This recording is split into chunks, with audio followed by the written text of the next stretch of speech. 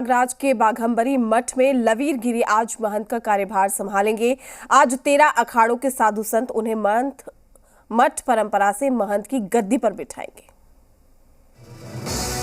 प्रयागराज के बाघंबरी मठ में उप महंत बलबीर गिरी आज महंत का कार्यभार संभालेंगे। महंत गिरी के षोडशी समारोह में उनके उत्तराधिकारी के तौर पर बलबीर गिरी की चादरपोशी होगी।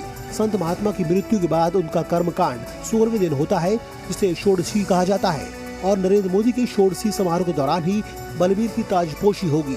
13 अखाड़ों के साधु संत उन्हें मठ परंपरा के महंत की गद्दी पर बिठाएंगे।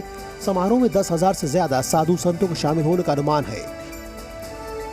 मुख्यमंत्री योगी आदित्यनाथ को भी न्योता दिया गया है।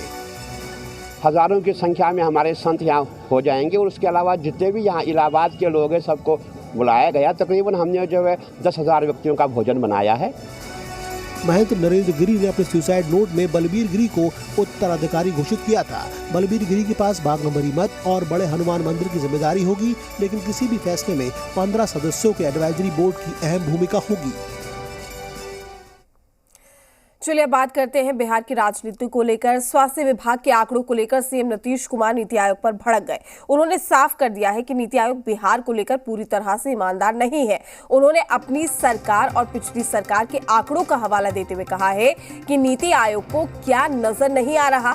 सीएम नीतीश कुमार ने जातीय जनगणना को लेकर भी अपनी स्थिति साफ कर दी है। सीएम ने कहा है कि बिहार में जातीय जनगणना को लेकर सर्वदलीय बैठक की कवायद शुरू हो चुकी थी, लेकिन उपचुनाव के चलते इसे स्थगित कर दिया गया है। जैसे ही चुनाव खत्म होगा उसकी प्रक्रिया में लग जाएगी। जो हम लोगों ने बिहार में फिर शुरू किया, देने का कार्यक्रम शुरू किया 2006 से ही दवा का प्रबंध हम लोगों ने करना शुरू किया अस्पताल में। जरा बताइए, और उसके कितने समय के बाद और जगह पर हुआ। तो जो बिहार में काम किया गया है, अगर उसके बारे में इन बातों पर गौर कोई नहीं करेगा और यूं ही अपना कोई चीज का निर्णय लेगा, पता नहीं नीति आयोग किनके माध्यम से और किस प्रकार काम कराते हैं।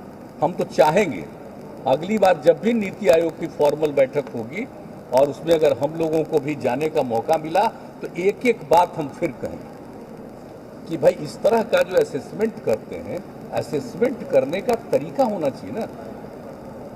असेसमेंट करते हैं तो पहले बुनियादी चीज जानिएगा ना, सबको एक समान बताइएगा। अब बड़ी कृपा है भाई, आप हर राज्य को बराबर बना दे रहे हैं, तो बराबर हो गया ना राज्य। आगे क्या किया जाना चाहिए बिहार के कंटेक्स्ट में, उस पर हम लोग बातचीत करके कोई निर्णय लेंगे। तो ये हम लोगों का किया हुआ है और ऑलमोस्ट सभी दल के लोगों से ये बात हो रही है और सब हो जाएगी। तो एक बार जरूर बैठ करके, और खास करके तो आ गया एक बाई इलेक्शन में, तो इसके बाद वाले पीरियड में ही बैठ करके बातचीत की जाएगी।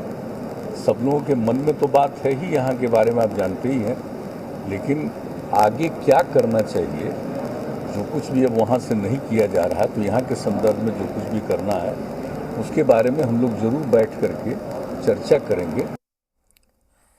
वहीं नेता प्रतिपक्ष तेजस्वी यादव ने भी जातीय जनगणना और नीति आयोग की रिपोर्ट पर बयान दिया है और कहा है कि उपचुनाव के बाद कब सीएम नीतीश जातीय जनगणना पर बात करेंगे। उन्होंने कहा कि सीएम नीतीश कुमार पर भरोसा करना मुश्किल है। तेजस्वी ने कहा है कि नीति आयोग की रिपोर्ट मेरे कहने पर नहीं बनी है। नीतीश जी नीति आयोग की रिपोर्ट को झुठला रहे हैं।